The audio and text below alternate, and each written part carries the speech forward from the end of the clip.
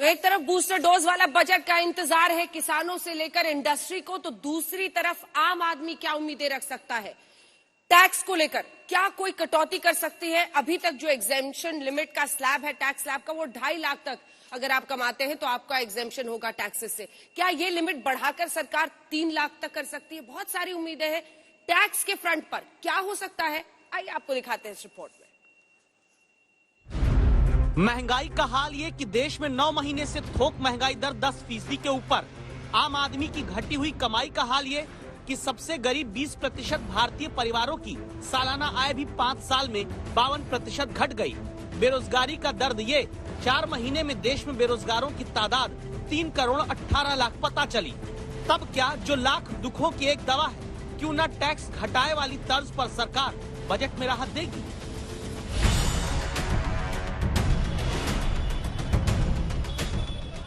Salary class is the only class जो सबसे ज्यादा टैक्स पे करता है। महंगाई इतनी है कि वो आज ज्यादा टैक्स मार देता है।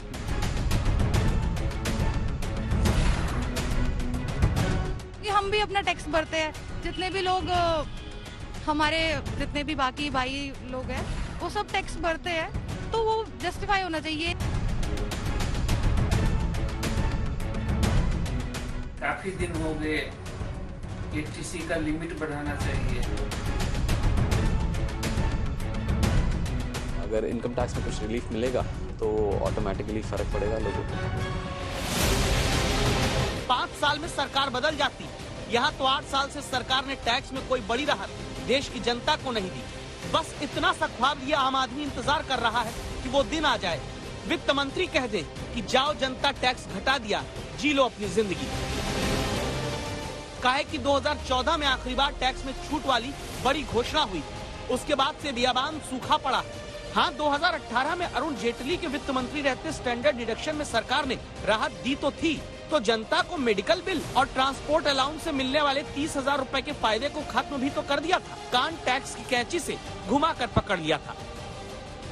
बस इसी कारण 2 बार सत्ता में बैठाने वाला आम आदमी दुआ करते हुए ये दोहा पढ़ता है, टैक्स इतना लीजिए जामे जनता का घर चल जाए, मैं भी जिंदगी जी सकूं, सरकार भी विकास का काम कर पाए।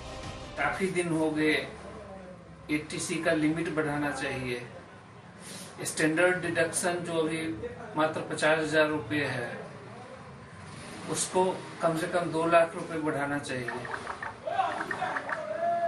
मेडिकल रिइंबर्समेंट जो खत्म कर दिया गया है, उसको दोबारा से बहाल करना चाहिए। आजकल महंगाई इतनी है कि वो आज ज्यादा टैक्स मार देता है लोगों को। अब मेरे जो फैमिली एम्प्लॉयज है, दोनों father and mother government employees हैं, जितनी हिसाब से सैलरी है उसी हिसाब से टैक्सेस भी जा रहे हैं, और टैक्सेस काफी जा रहे हैं। अभी प्रॉपर्टीज के लिए भी फॉर्म भरे जा रहे हैं, बाकी चीजों के लिए भी फॉर्म भरे जा रहे हैं, तो टैक्सेस काफी बंदे के जो ओवरऑल सर्कल होता है, ओवरऑल इन हैंड सैलरी होता है, उस पर काफी इफेक्ट डालता है। जम्मू के अनमोल की बात सुनने के बाद आपको लगेगा क्या वाकई टैक्स इतना है कि हाथ में वेतन कम लगता है?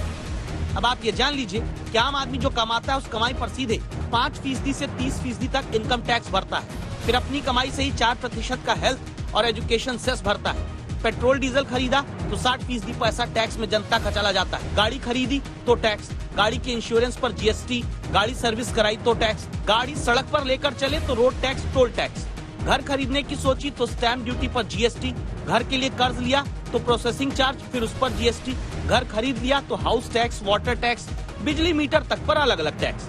अपनी गाड़ी छोड़ बस, मेट्रो, रेल, हवाई जहाज से चले तो टिकट पर टैक्स कटाता है आम आदमी। फ्लाइट के टिकट में कई बार बेस फेयर से ज्यादा fuel surcharge, service fees, service tax का चार्ज होता है। कैब में चले तो भी जीएसटी भरती है जनता।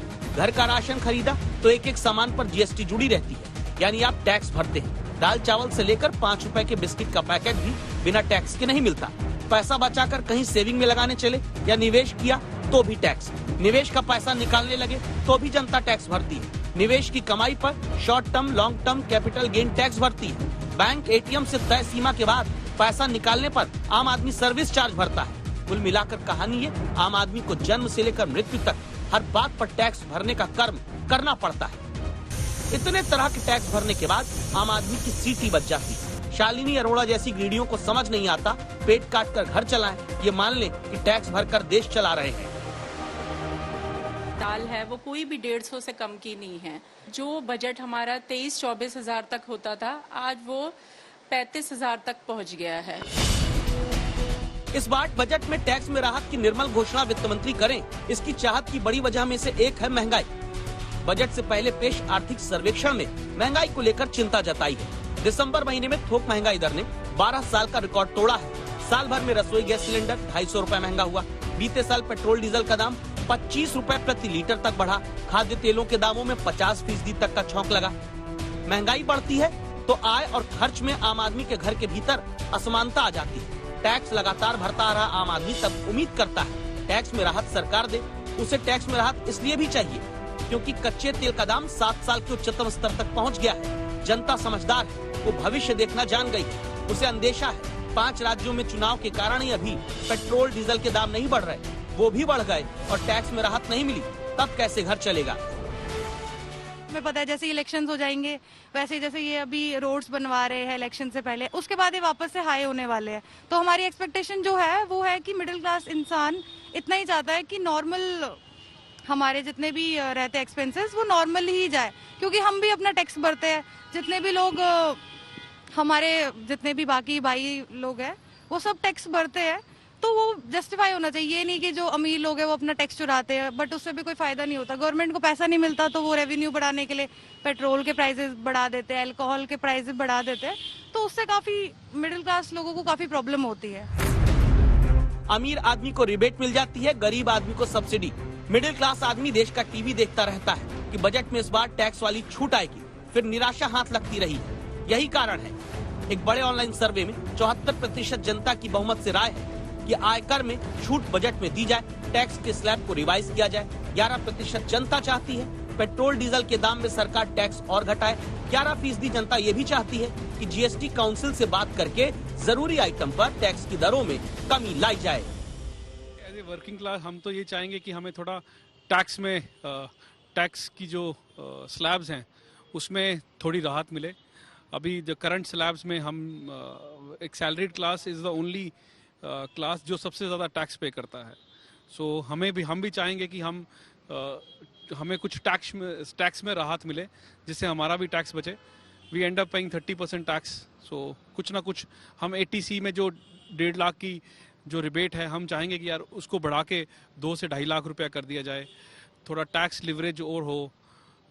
ये हमारी we as a salary class we are expecting this that ये होना चाहिए। अगर हमारे एंगल से सोचे तो अगर मिडिल क्लास का जो खर्चा इन 2 सालों में बढ़ गया है और आमदनी आधी हो गई है, अगर वो बैलेंस कहीं पे अचीव किया जा सकता है, that is all a middle class person will ask for. क्योंकि सब तरफ कोविड की वजह से तनख्वाहें तो हमारी कट गई और टैक्सेस बढ़ गए हैं और हमारा घरेलू खर्चे लिटरली डबल हो गए, चाहे वो सब्जी के दाम है, चाहे वो ग्रोसरी है, किराना है, सब।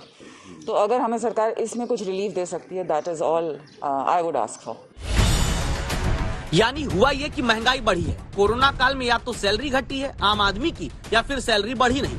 खर्च बढ़ गया तो पैसा है कहाँ आम आदमी के पास। ऐसे में टैक्स घटौती ही क्या इकलौता मुख्य विकल्प है जिससे जनता को राहत देना जरूरी है। दिल्ली से तेजश्री पुरंदरे और जम्मू से सुनील जी भट्ट के साथ आज तक ब्यूरो।